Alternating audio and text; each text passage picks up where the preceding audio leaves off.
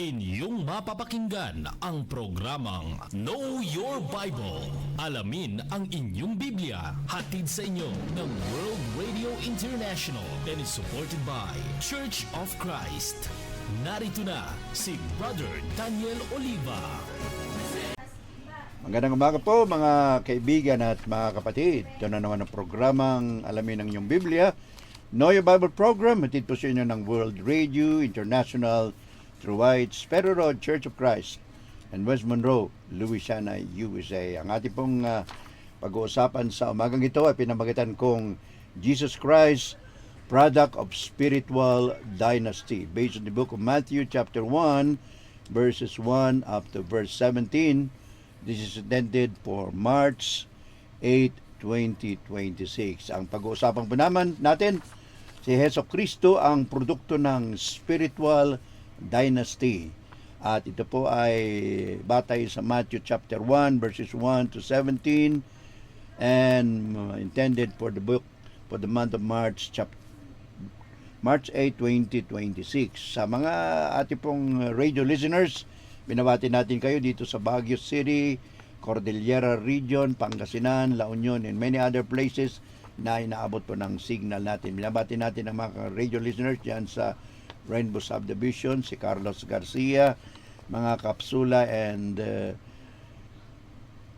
Balawas family dyan sa Itugon Benguet at maraming kapatiran dito sa Baguio, Benguet na nanonood at nakikinig sa ating programang Know Your Bible program.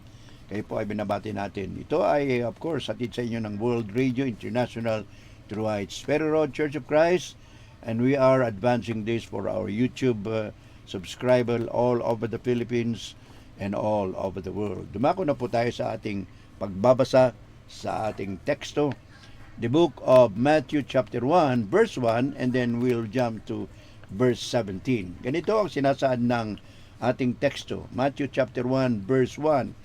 The book of the generation of Jesus Christ, the son of David, the son of Abraham.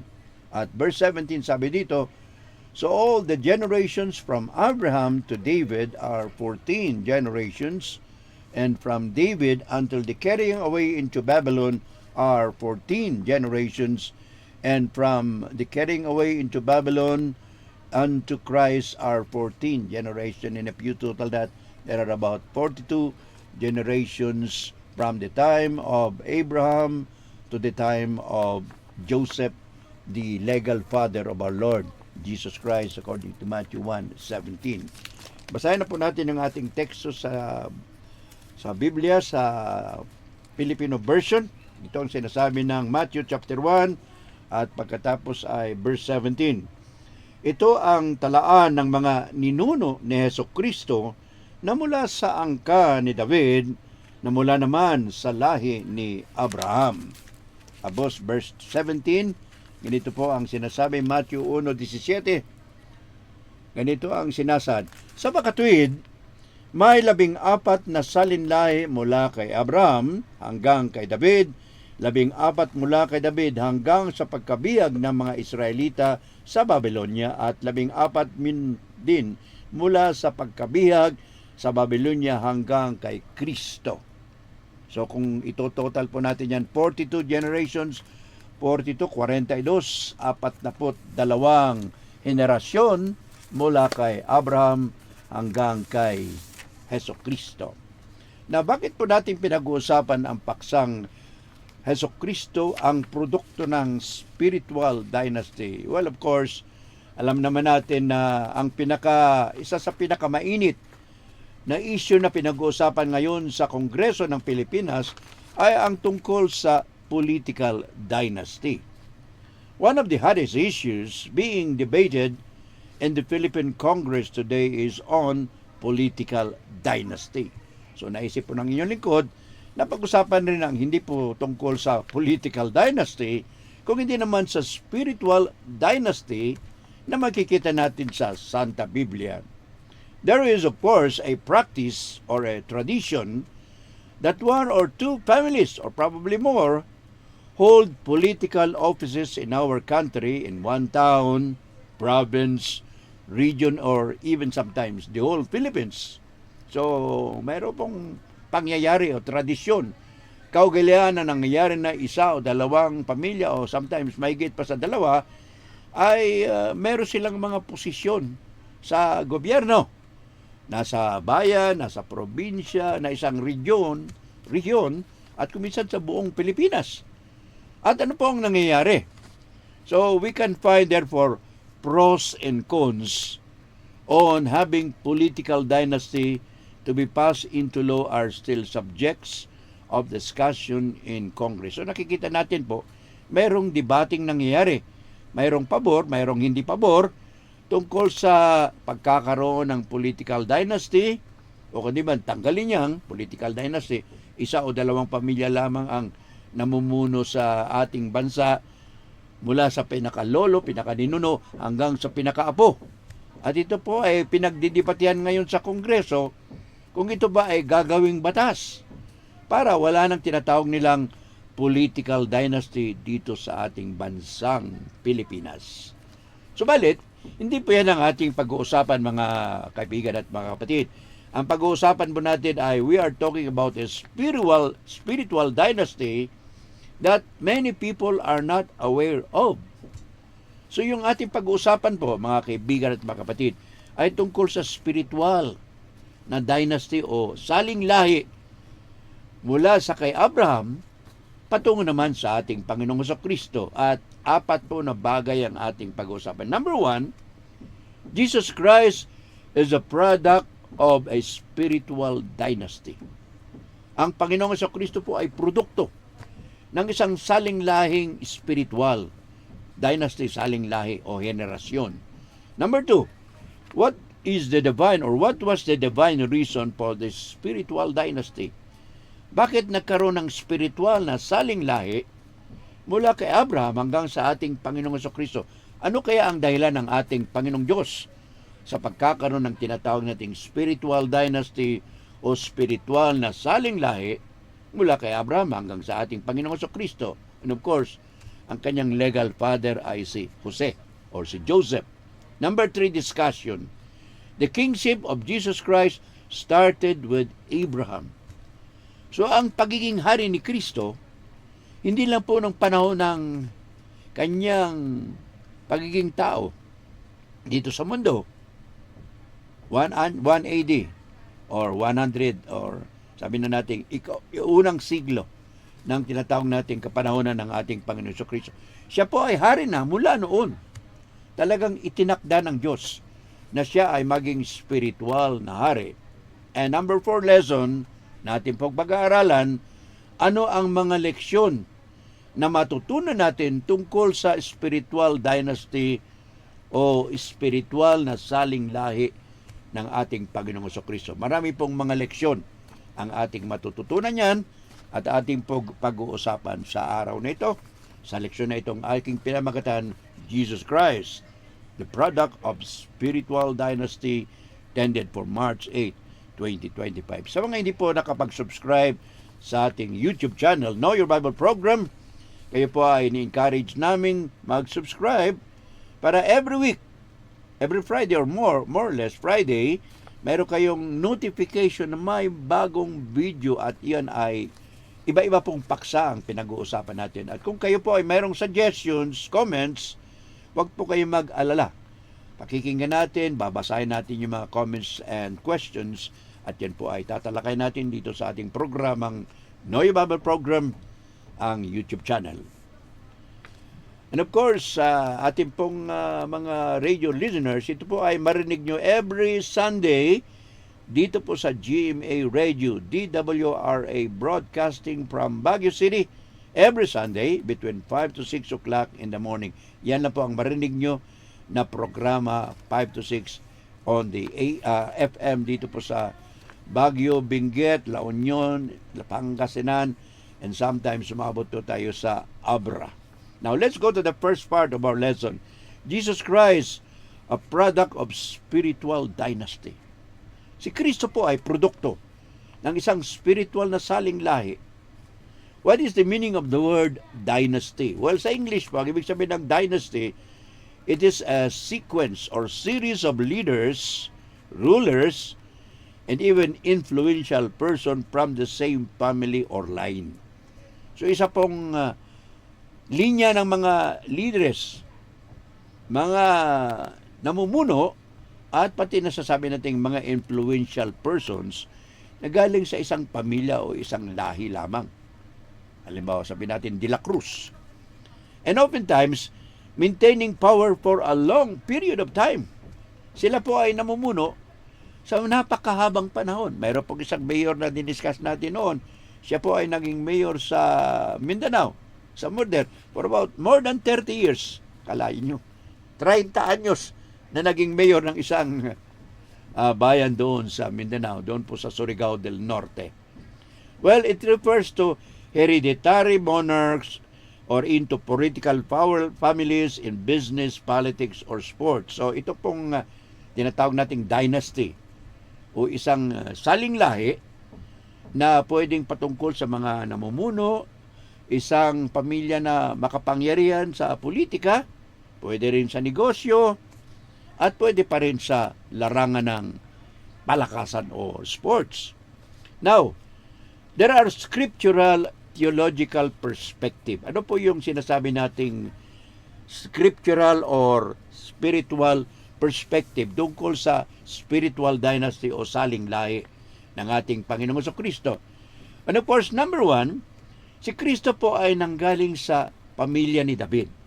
From Davidic line, the Gospel of Matthew traces the genealogy of Christ until Joseph o si Jose, his legal and adoptive father. Hindi po talaga si Jose ang tunay na ama ng ating Panginoong Kristo, sapagkat si Maria po ay nagdalang tao o nabuntis sa pamamagitan ng banal na espiritu. Well, if you read the book of Luke also, Lucas Gospel or Luke's Gospel traces the lineage of Jesus Christ through Mary, make him the rightful heir to the throne of David. So kung titingnan nyo, yung iba yung mga nakalistang pangalan doon sa Lucas at sa Matthew, hindi po magkapareho, pero ito po sabi ng mga commentators and scholars, the lineage of Joseph was raised through Mary, and making Jesus Christ as the rightful heir, tamang tagapagmana sa trono ni David bilang hari ng Israel. And of course, we notice that Jesus Christ was a descendant of the royal line of King David. Noon po sa Lumang Tipan, pagkatapos ni Haring Saulo, ang naging hari po ng Israel ay si King David o Haring David. Formerly shepherd siya. At sinabi ng Panginoon Diyos sa kanya, pinangako niya, the throne will not depart or the scepter will not depart from the family of David. So sa isang pamilya ni David, doon po manggagaling ang magiging Mesiyas. Doon na pupunta po sa Israel sa kapanahonan ng mga apostoles and viewed as the rightful heir to the Davidic dynasty. So kung titingnan po natin, ganyan po ang sinasabi ng Biblia sa pamilya ni Haring David. And of course, kung titingnan natin, hindi naman po banal ang pamumuhay ni Haring David. Marami po rin siyang kasalanan. Kaya lang, yun ang pinako ng Diyos because, of course, David, marami siyang naging kasalanan, subalit siya po ay palaging bumabalik sa ating Panginoon Diyos. So, brothers and sisters, despite the lineage of Christ, pagamat siya ay galing sa saling lahi na sabi nating makapangyarihan, Haring David So, balit si Kristo po nang siya ay nabubuhay sa mundo, siya po ay hindi siya mayaman. Hindi siya mayaman at hindi siya kilalang kilala. Nang lumaki po siya sa Nazareth of Galilee. Isa po siyang karpintero. At pati na rin ang kanyang mga tagasunod. Karamihan ay mga mangingisda. Pero siya po ay tinawag na hari ng mga Hudyo. The King of the Jews. So, biblically speaking, therefore, brothers and sisters, Jesus Christ is presented as the heir to the throne of David, a defunct religious and political dynasty. Subalit, ang tawag sa kanya ng kanyang mga tagasunod, mga followers, siya pa rin po ang tagapagmana ng trono ni Haring David, kapanahonan ng mga Israelitas. Subalit, ito pong political dynasty na ito, nawala na po ito. Nung panahon ng mga Romano, ang namumuno po sa Jerusalem ay hindi po ang pamilya ni Haring David. Kung hindi si Herod, si Herod po, Edomite yun. Hindi naman siya Israelita. At doon naman sa tinatawag nating governor of the province of Galilee, ang namumuno po ay si Poncio Pilato, isa pong Romano. So nawala po talaga yung political dynasty o politika na saling lahi ng Panginoon. So hindi po siya nakilala bilang hari ng mga Diyo noong kapanahon niya. Second subject matter or topic na i-discuss natin. What was the divine reason for this spiritual dynasty? Bakit nagkaroon ng spiritual na saling lahi ang ating Panginoong Jesucristo? Ito ba ay nakatakda sa Biblia? Well, sabi ng Panginoon, at binanggit ko na po kanina, sabi ng Panginoon, ang trono ay hindi maaalis sa pamilya ni David. The scepter shall not depart from the tribe of Judah and of course from the family of David. So ito pong si Kristo, kung titingnan natin sa tinatawag na 12 tribes of Israel, na formerly tinawag na Jacob, siya po ay galing sa tribo ni Judah o ni Huda. Kaya later on, ang mga kingdom, rather the lineage of Judah, tinawag po silang mga Hudyo because that is the nickname of Judah. So Christ came from the tribe of David, or rather tribe of Judah, and then particularly from the family of David. So ganyan po ang nangyari sa kay Kristo. So God promised David that his throne and his kingdom would be established. Ito pong pangako na ito, mga kaibigan at mga kapatid, ay mababasa po sa ikalawang Samuel chapter 7 verse 12 to 16. Hindi na po natin babasahin yan sapagkat medyo mahaba yan. Pero tingnan nyo na lang po sa mga may YouTube channel, makikita nyo po yung teksto na yan. Pero sa wala po sa radyo, ulitin ko po, ikalawang Samuel kapitulo 7, talatang 12 hanggang 16, ang tungkol sa pangako ng Diyos na ang trono at ang kaharian ay mangyayari at manggagaling sa pamilya ni David. At yan ay mangyayari forever. Bakit forever? Sapagkat it's not only a physical kingdom, but it is a spiritual kingdom. Now the question is, Jesus' inclusion in this lineage confirm him as the less legitimate son of David and the promised eternal king. So, kung titingnan niyo mga kaibigan at mga sa binasa natin kanina, from the time of Abraham to the time of David, and from David to the captivity of the Israelites sa Babylonia, and from the captivity to the time of Joseph, 42 generation, nandoon po yung resulta. Si Kristo po ang pinakahuli, anak ni Jose. His legal and adoptive father was Joseph, and Joseph came from the family of David. So Christ, brothers and sisters, as the ultimate descendant of Abraham, fulfilled this by bringing salvation to both Jews and Gentiles. So, nung kapanahon na po ni Abraham, Genesis chapter 12, verses 1 to 3, isa sa mga pangako ng Diyos kay Abraham, sabi niya, sa iyong lahi may manggagaling at sa kanyang lahi na yan, sa Kristo na yan, sa isang lahi na yan, isang tao na yan, ang lahat ng tao sa mundo ay pagpapalain. Babasahin po natin yan sa book of Galatians chapter 3 verse 16. Kung mayroon pa kayong Biblia, samahan niyo ako mga kapatid sa pagbabasa sa Galatia kapitulo 3 talatang 16. Ganito ang sabi ng Biblia. Ngayon, nangako ang Diyos kay Abraham at sa kanyang supling lahi. Hindi sinasabi at sa kanyang mga suplim na ang tinutukoy ay marami, kundi at sa iyong supling na iisa ang tinutukoy at ito'y si Kristo. So yung pangako ng Diyos kay Abraham sa Genesis chapter 12 verses 1 to 3, sabi niya, through thy seed all the families of the earth will be blessed. Sa iyong supling, sa iyong lahi ay lalabas ang isang tao, hindi po marami kundi isa. At yun ay patungkol kay Kristo ayon sa Galatia 3:16. At ang tao sa lahat ng mundo ay pagpapalain sa pamamagitan ng supling na yan o kasama sa iyong lahi, at ang taon yan ay ang ating Panginoong Kristo. And how shall it happen that all of the families of the earth will be blessed through Jesus Christ? And of course, lahat tayo na sumasampalataya kay Kristo, Kristiyano ka man o ano ka mang lahi, Pilipino, Amerikano, at etc. Basta sumampalataya tayo kay Kristo, mayroon tayong spiritual na pagpapala ayon sa sinabi ni Apostol Pablo at sa mga ibang writers. Alright, now let's go to the Abrahamic promise. Yung binasa natin kanina, yun po ay pangako kay Abraham. Balikan lang po natin.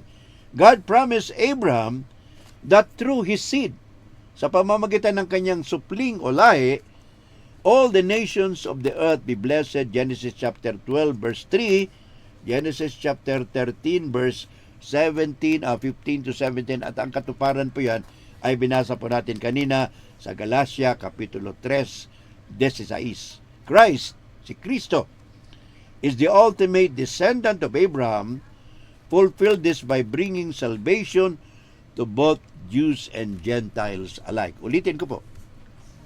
Si Kristo ay siya po ang pinakahuling saling lahi ni Abraham na siyang tumupad at nagdala ng kaligtasan sa mga Hudyo, pati na rin sa mga Hintil, kasama ang mga Pilipino dyan, ayon sa Galatia Kapitulo 3, talatang 17. Ulitin ko po yung pangako na yon. Sabi ng Panginoon sa Kristo kay Abraham, Genesis 12:3, through thy seed, isang tao, isang supling, all the nations of the earth will be blessed. At paano nangyari yon? Sa pamagitan ng isang tao, isang supling, galing sa lahi ni Abraham, ang lahat daw ng tao sa buong mundo ay pagpapalain. Yan po ay natupad sa pamamagitan ng ating Panginoon sa Kristo when all people believe in Christ as the Son of God, the Messiah, and the Savior of the world. Ayon po sa Galatia 3:16. Matthew and Luke's genealogies, ang saling lahi na nakalista po sa Book of Matthew and Book of Luke, both showed therefore that Christ is the rightful heir to the throne of David. Ang emphasis po ni Matthew emphasized the legal right to the throne. Galing po galing kay Abraham, galing kay David. Pero si Lucas naman stressed the humanity through Adam. Kasi kung babasahin nyo yun sa Lucas, nagsimula po si Lucas doon kay Adam. Ito po ay patunay na si Kristo po ay naging tao. Hindi naman maliligtas ang buong sanlibutan kung hindi magiging tao ang ating Panginoon Diyos. Kaya sinabi doon sa John 3:16, for God so loved the world that He gave His only begotten Son, that whoever believes in Him should not perish, but have everlasting life. At paano nangyari yun? Sino ang tagapagligtas? Ang Panginoon Diyos pa rin. But what did happen? Doon po sa book of Philippians chapter 2, verse 5, ito ay sabi doon, God was manifested in the flesh. Naging tao. Naging masunurin hanggang sa kamatayan sa krus ng Kalbaryo. And only our Lord Jesus Christ fulfilled that promise or plan of God. Now let's go to the continuation po ng discussion natin sa number 2. Transition from physical to spiritual. What was the purpose of the dynasty? Ang purpose po ng dynasty o saling lahi na ibinigay ng Diyos sa pamamagitan ni Abraham, hindi natupad hanggang sa panahon ni Jose. The purpose of the dynasty was to initiate a kingdom not of this world, but based on righteousness and peace. So ang titanag po ng Diyos na kaharian ay hindi po isang physical na kaharian dito sa mundo, kung hindi isang kaharian na nakabatay sa katuwiran, kapayapaan, and of course, based on love. Christ established a kingdom of righteousness, a kingdom of peace, and a kingdom of love, and not a kingdom out of this world, according to John chapter 18, verse 36. Now, ang tanong, why was the Gentiles included in the plan of God? Bakit napasali yung hindi mga Hudyo Hindi mga Israelitas. Mga Pilipino napasali, yung mga Aprikano, mga Amerikano. Hindi naman tayo mga Hudyo. Hindi naman tayo mga Israelitas. Well, God's purpose is to create a kingdom that would include everybody, lahat ng lahi. And that is why in the beginning, when in the one of the lineage of Christ, nandun po si Boaz. And Boaz married Ruth, and Ruth was a Moabite woman. Si Ruth po ay taga Moab. Hindi po siya taga Juda or Judea. Well, in others pa rin na nakalagay doon, ito po ay nagpapatunay lamang na ang talagang purpose ng Panginoon Diyos sa spiritual dynasty or spiritual na saling lahi ng Panginoong Diyos ay isali lahat ang tao sa mundo. Salvation is not only for the Jews. Salvation is not only for the Israelites. Sapagkat later on, the Apostle Paul said in the book of Romans chapter 1 verse 16, "For I am not ashamed of the gospel of God, for it is the power of God unto salvation to all those who believe, to the Jew first, and also to the Greeks or Gentiles." So ipinangangaral ko ang Ebanghelyo, sabi ni Apostol Pablo, Roma 11:16, na kung sino mang sumampalataya kay Kristo, may kaligtasan, unang-una sa mga Hudyo, pangalawa sa mga Griego, sa mga Hintiles, sa lahat ng tao sa mundo. Yun po ang purpose. In summary, brothers and sisters, Christ's place in the dynasty is God's way of aligning physical record with spiritual realities. So, kung minsan ang tao sumusulat ng kwento, pero mayroon palang kahulugan yung mga kwento na yan, especially yung tungkol sa sinulat ng mga apostoles, ng mga propeta. Mayroon pong spiritual reality, spiritual purpose, at ang spiritual purpose niyan ay bigyan ng kaligtasan ang lahat ng tao sa pamamagitan ng ating Panginoong Kristo.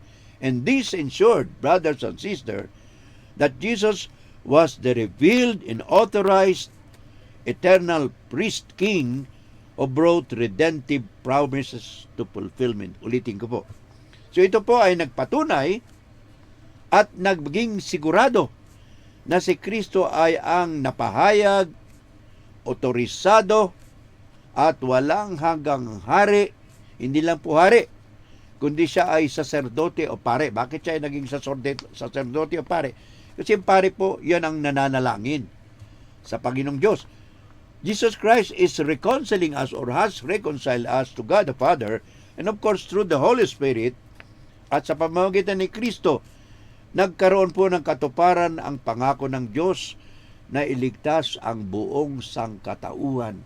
Hindi lamang ang mga Israelita, hindi lamang ang mga Hudyo, pati mga Romano, pati mga Pilipino, Amerikano, Aprikano at lahat ng lahi dito sa mundo. Pangatlo pong parte ng ating leksyon. The kingship of Jesus started with Abraham. Ang pagiging hari po ni Kristo ay hindi lang kapanahonan na narito siya sa mundo.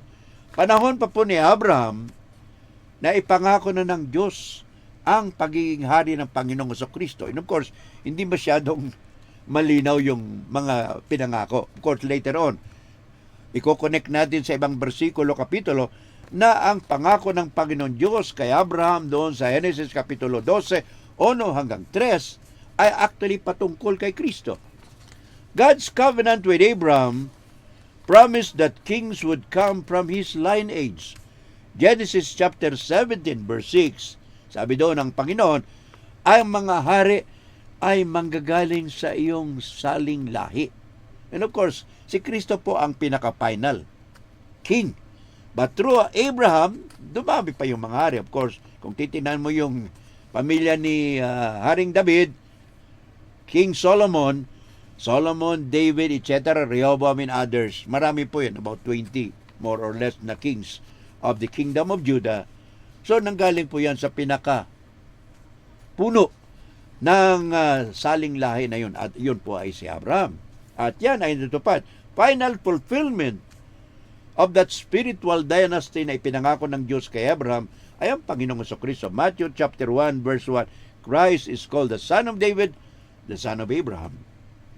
By tracing the lineage through Isaac, Jacob, Judah, and David, the gospel confirmed Jesus as the specific seed meant to inherit the kingdom. Binasa na po natin yan kanina sa Galatia 3:16. Basahin ulit natin.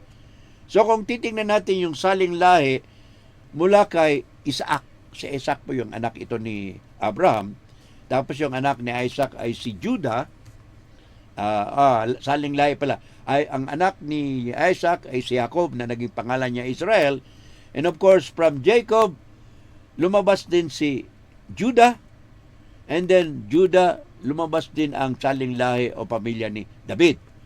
Ito po ay nagpapatunay sa ibang ebanghelyo na si Kristo ang specific seed, ang supling na bananggit sa Galatia 3:16 na magmamana sa eternal o walang hanggang kaharian. And of course, that's referring to the church. That's referring also to the kingdom of God or the kingdom of Christ.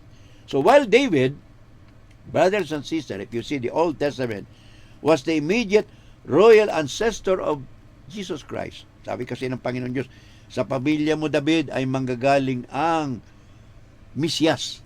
Yun ang pangako ng Diyos kay Haring David. But of course, we would see that Abraham was the patriarch of the promise, making Jesus as both true Israelite and the royal Messiah. Of course, panahon ni Abraham, ang tawag sa kanila ay hindi pa Israelite. They were called Hebrews. Hebrews is one who crossed the river. So Abraham was actually called Hebrew, at nagsimula po ang pagkatawag sa nila ni Israelitas nung panahon na ni Jacob na tinawag siyang Israel, and then later on in the New Testament, they were called Jews. Galing sa tribo o lahi ni Judah, ang shortcut po ng Judah is Udyo o Jew. So ano po nangyayari? So, Jesus Christ, therefore, masasabi natin, true spiritual Israelite and also the royal Messiah, spiritually speaking, hindi po physical. Kasi nung narito sa mundo si Kristo, hindi po siya naupo sa physical na trono. He was a spiritual king. Now, ang tanong, Matthew's inclusion of Abraham's rest that Jesus' kingship brings blessing to all nations as promised in the kingdom, in the covenant with Abraham. Uulitin po natin. Yung sinabi ko kanina, sa book of Genesis chapter 12 verse 3, sabi ng Panginoon Diyos kay Abraham, all the nations of the earth will be blessed through thy seed. At yun po, ang natupad nyo, nakatuparan na yun ay Galatia 3:16, when the Apostle Paul indicated that the seed, one seed, isang supling, isang lahi, isang supling, isang tao, ay natupad sa pamamagitan ng ating Panginoong Jesucristo. And that is why, in the book of Matthew chapter 28 verse 18, anong sabi ni Kristo doon? All authority in heaven and on earth has been given to me. Lahat ng kapamahalaan sa langit at sa lupa ay naibigay sa akin. Kung nasa kanyang lahat, ang ibig sabihin, ibinigay yun ng kanyang Ama. Doon sa langit, siyempre, dahil tatlo silang, sabi natin, part of the deity or part of the Godhead, si Kristo po ay voluntaryo na nagpailalim sa kapangyarihan ng Ama. And later on, pumasok din yung Espiritu Santo. But the idea there, Christ has the complete authority today because of what He said in Matthew chapter 28 verse 8. Lahat ng kapangyarihan sa langit at sa lupa ay naibigay sa akin, at yun pong sinabi ng Panginoong Jesucristo ay nagsimula sa panahon ni Abraham, nang sinabi ng Panginoon Diyos kay Abraham, through thy seed, all of the families of the earth will be blessed. Sa pamamagitan ng iyong supling, isang tao, lahat ng tao sa mundo, sa bansa, lahat ng bansa, ay pagpapalain sa pamamagitan ng isang supling, isang tao, isang parte ng isang lahi. At yun po ay Panginoong Jesucristo, at ang katuparan na yun ay Galatia 3:16. Pangwakas po sa ating leksyon, mga kaibigan at mga kapatid. Lessons to learn from the spiritual dynasty of Jesus Christ. Ano po ang mga leksyon na matutunan natin sa spiritual na salinlahi ng ating Panginoong Jesucristo? Marami po. Naglista po ako ng at least 3 lamang dito. but there are specific. Dalawa lang. Number one, the spiritual dynasty of Jesus Christ centers on a kingdom not of this world, but expanding through love, service, sacrifice, rather than on power. So yung pagiging spiritual na saling lahi ng Panginoong Jesucristo, ang purpose po niyan ay patunayan sa mundo na ang kaharian ni Kristo ay hindi po para sa mundo. Jesus Christ said, "My kingdom is not of this world." But ang kaharian ni Kristo ay isang kaharian na nakabatay sa pag-ibig, sa serbisyo, sakripisyo, sa halip na kapangyarihan dito sa mundo. Please remember, Christ's kingdom is not of this world. Siya mismo nagsabi, "My kingdom is not of this world, because if my kingdom is of this world, my servants would fight for me, and I can call them anytime." There are about more than 10,000 angels of Jesus Christ. Pero hindi niya ginamit yon because he was not trying to prove that his kingdom was of this world, but it would be a spiritual and eternal kingdom. This dynasty of Jesus Christ represents a shift from earthly, blood-based lineages to a spiritual family united by doing the will of God. Noong kapanahon na ng mga Israelitas, nagsimula po kay Haring Saulo. Si Haring Saulo po, wala siyang tagapagmana kasi naging disobedient siya. Pero after King Saul, from the time or from the family of David, hanggang sa pinakahuling hari ng Kingdom of Judah or the Southern Kingdom, lahat po galing sa pamilya ni David. So that's what you call earthly, blood-based lineages. Sa nangyayari po sa mundo, political dynasty sa ating bansa, kapag kamag-anak ka ng isang tao, Juan de la Cruz for example, ang mamumuno, kaapu-apuhan, puro de la Cruz yan. Ganun po ang nangyari sa mga political dynasty dito sa mundo. But in the sight of God, that is not the case. Of course, si Kristo galing sa pamilya ni David. But today, we are all children of God, not because we came from the family of David, but of course, through Jesus Christ, spiritually speaking, we become God's servants. So, ano po yung mga leksyon? Number one, there are about 6 lessons. Very briefly, Jesus Christ is teaching us sa kanyang spiritual dynasty or spiritual na saling lahi. Jesus Christ is teaching us spiritual leadership or servant leadership. Sa mundo, ang taong tinitingala, yun yung leader. Pero kay Kristo baliktad. If you want to become the greatest, you have to become the servant. Sabi ni Kristo, if you want to become the greatest, you have to be the servant of all. Number 2, humility is power.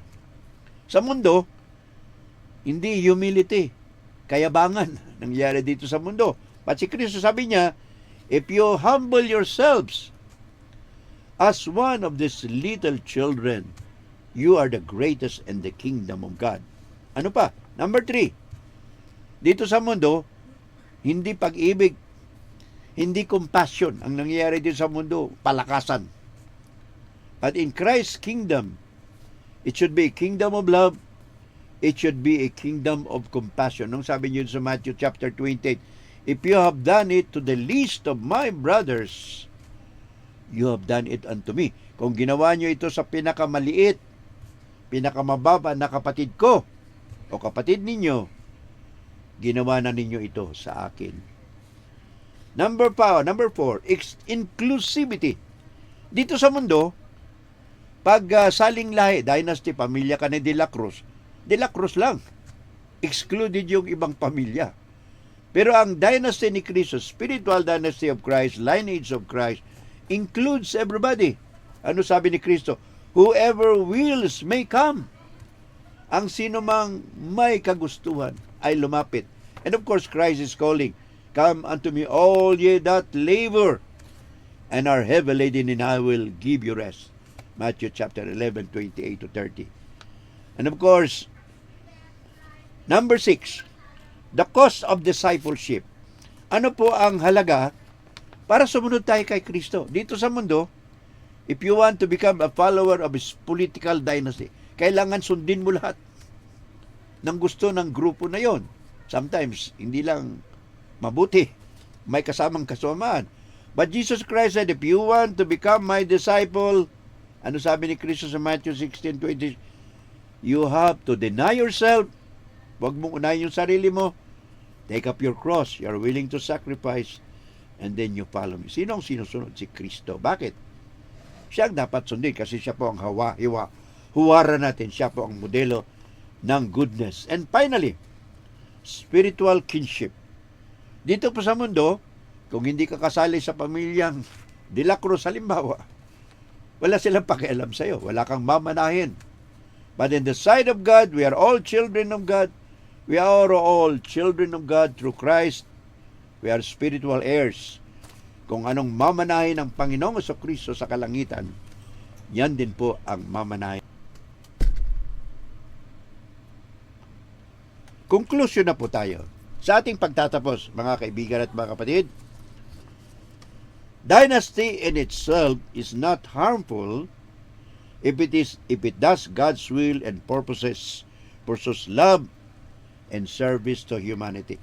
Ang salinglay, maging politika man, ay hindi po masama.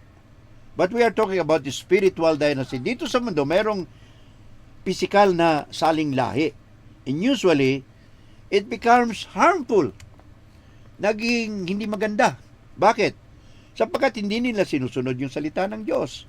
But in the sight of God, the spiritual dynasty of Jesus Christ, ang salinglahi ng ating Panginoong Jesucristo, ano po ang hinahanap? Pag-ibig, pagmamahal, serbisyo, kaligtasan, kababaang loob, at marami pa pong iba. Today, all believers come from Christ, the only legal and spiritual heir to God's spiritual throne. Tayo po ay legally adopted. Mga adopted children of God tayo. Bakit tayo naging adopted? Because of our Lord Jesus Christ. Ang ating paniniwala kay Kristo, ang pagiging kapatid ni Kristo, spiritually speaking, nagiging tagapagmana tayo at kung ano man ang mamanahin ng ating Panginoon sa Kristo, yan din po ang matang mamanahin, and of course, that is heaven. So let us therefore rejoice and be grateful for being part of the eternal dynasty that cannot be shaken. Matuwa po tayo magpasalamat sapagkat kasali tayo sa spiritual na salinglahi or spiritual dynasty na hindi po maaring buwagin ng makamundong kapangyarihan. And of course, that is referring to spiritual power of God. Kung kayo po, mga kaibigan ay mga kapatid, ay hindi po kasali sa spiritual dynasty, spiritual na salanglahi ni Kristo, kayo po ay inaanyayahan namin ngayon din. Ano sabi ni Kristo? He who believes and is baptized shall be saved. Mark 16:16. Ang sino mang sumasampalataya at nababautismuhan ay maliligtas. Ano pa sabi ni Pedro? Ang sino mang magsisi, mabautismuhan, ay may kapatawaran sa inyong mga kasalanan at tatanggapin ninyo ang kaloob ng Espiritu Santo. Gawa 2:38. At kailan ka dapat sumunod? Sabi ni Apostol Pablo, 2 Corintios 6:2, ngayon din ang araw ng kaligtasan. Today is the day of salvation. Now acceptable time. Huwag mong pong postpone kung ikaw ay kumbinsido na nasumunod kay Kristo. And finally, let me remind to you, brothers and sisters, the invitation of Christ to everyone. Ano sabi ni Kristo? Matthew 11:28-30, come unto me all ye that labor and are heavy laden, and I will give you rest. Take my yoke upon you and learn of me, for I am meek and lowly in heart, and ye shall find rest unto your souls. For my yoke is easy and my burden is light.